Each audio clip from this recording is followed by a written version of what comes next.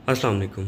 भारत में इस वक्त भारतीय मीडिया, भारतीय अवाम और भारत की जितनी भी अपोजिशन जमातें हैं, वो इस वक्त मोदी को इतना तनकीद का निशाना बना रहे हैं कि हम उसका अंदाज़ा भी नहीं लगा सकते। मोदी से इस्तीफ़ा तलब कर लिया गया है और उसे ये कहा जा रहा है कि आप इस्तीफ़ा दें और घर जाके बैठें।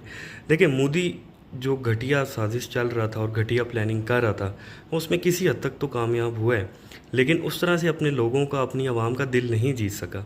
उसकी प्लानिंग ये थी कि मैं बदला लेने की आड़ में पाकिस्तान में स्ट्राइक्स करूँगा और आगे से पाकिस्तान कोई जवाब नहीं देगा, तो मैं हमदर्दी का वोट लूँगा और इलेक्शन में मुझे बहुत फ़ायदा होगा।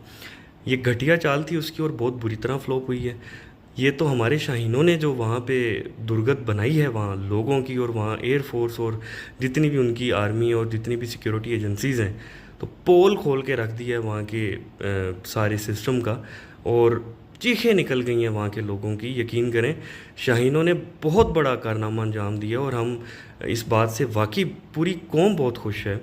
और फ्लॉप हो गया बिल्कुल उसका ये ड्रामा। इतनी तनकीद का निशाना बनाया जा रहा है कि हम उसका अंदाज़ा भी नहीं लगा सकते कि कितनी तनकीद का निशाना बनाया जा रहा है मोदी को। और दूसरी बात मैं आपको बताऊं कि आज एक बहुत अहम मीटिंग हुई है इंडिया में मोदी की, तीनों चीफ्स के साथ, जिसमें एयर चीफ था इंडिया का, नेवल चीफ था और आर्मी चीफ था। अब आप ये देखें, गौर करें इस बात पे कि वहाँ का एयर चीफ मोदी को क्या कह रहा है कि ऑपरेशन सिंदूर अभी जारी है, विच मीन्स कि अभी वो ख़त्म नहीं हुआ। और इसका मतलब ये है कि ये लोग आराम से नहीं बैठेंगे। वैसे भी सीज़ फायर जो है वो कल तक है, क्योंकि कल हमारे दोनों मुल्कों के डीजीएमओस की एक अहम मीटिंग होनी है और उसमें कई चीज़ें ऐसी हैं जो अभी डिसाइडेड नहीं है, वो अभी होनी है डिसाइड, जिसमें एक सिंतास माहिदा भी है, क्योंकि उस पर अभी कोई बात नहीं हुई। हाँ, अलबत्ता डोनाल्ड ट्रंप ने एक बात कही है कि मैं कश्मीर का मसला जो है वो हल करवाऊँगा।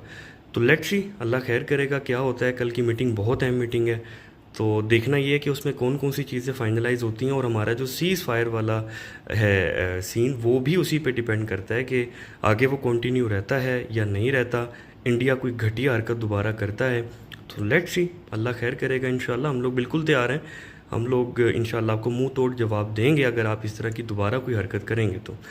मेरी दुआ है अल्लाह पाक हर पाकिस्तानी को अपनी हिफ्ज़-ओ-मान में रखे। आमीन। जज़ाक।